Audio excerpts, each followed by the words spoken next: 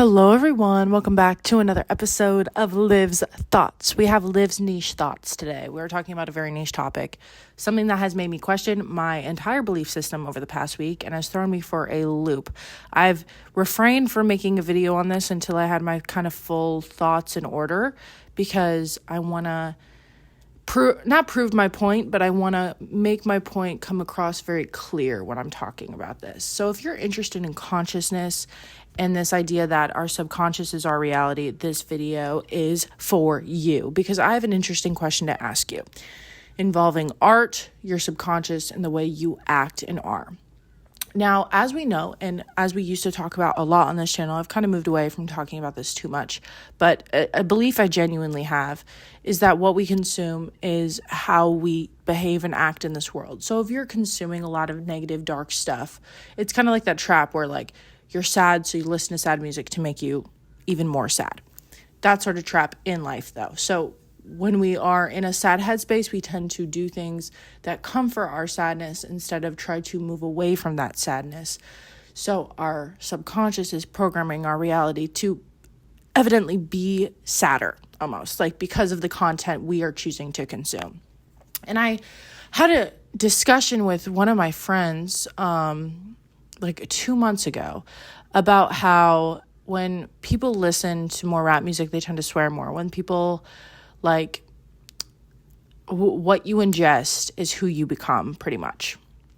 And I was thinking this week because I saw a TikTok of this girl talking about how she doesn't listen to sad music 3 hours after she wakes up. She won't listen to any sad music or like rap music till 3 hours after she wakes up. And she won't listen to it 3 hours before she goes to bed. And I thought about this really interesting and long and hard. I really thought about this, about how is art able to be separated from our subconscious because of intention. And I have this idea that I think that you can separate what you're ingesting from entering into your subconscious.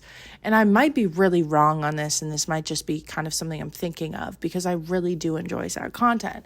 But I've been going to like art museums recently. I've been exposing myself to sadder kind of a literature, I would say. Not necessarily intentionally because I want to be sad, but because it's there and I find it interesting. And I think when we are consuming art in any type of form of like our senses, seeing, visual, I don't know if you can really taste sad stuff, hearing, when we are engaging in the act of looking at someone's art that is like sad, does that subconsciously program ourselves to create a sad reality, or can we separate that reality because of our intention to appreciate it as art? Because I think that this idea that our subconscious programs our reality takes away from the appreciation of art in general. Because people hold too much weight to the feeling that they're getting from the piece of art or like the thing they're consuming. And it's made me rethink a lot of what I believe in, because how much of our conscious really controls our reality? Does what I consume on the daily basis genuinely change who I am as a person in the day-to-day? I definitely have stopped listening to a lot of rap music in the past 3 years now. I've definitely changed back to more of my indie vibe that I had in high school, even though I listened to a lot of rap music in high school. I didn't really get heavy into rap until I moved out to LA, and I was listening to YoungBoy. He was my top artist for 3 years. It's so embarrassing as a white girl from Michigan. Why? He was my top artist for 3 years. I would blast YoungBoy at 6 a.m. when I had to wake up early.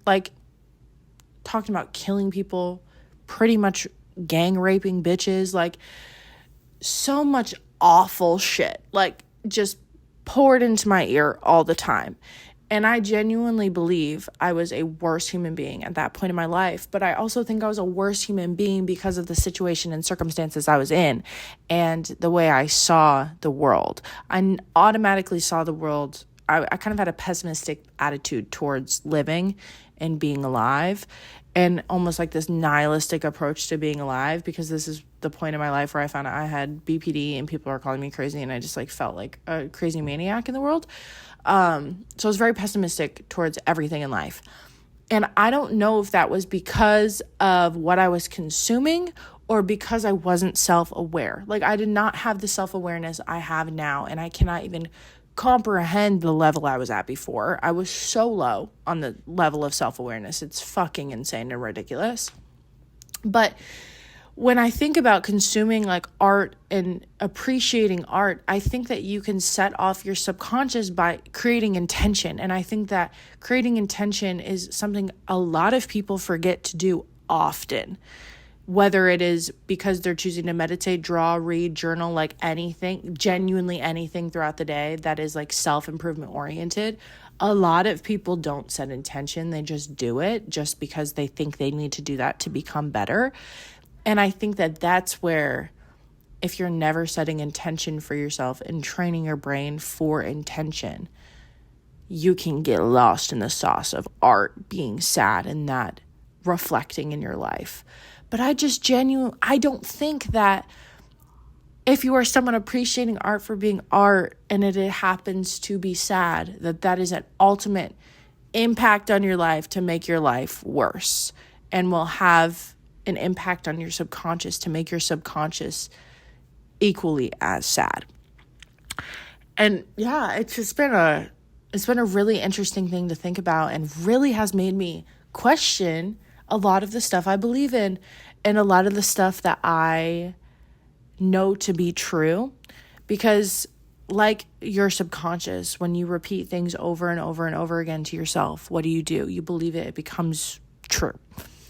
Just like manifestation, just like self-love, just like neutrality, like everything that we do and speak about does impact us.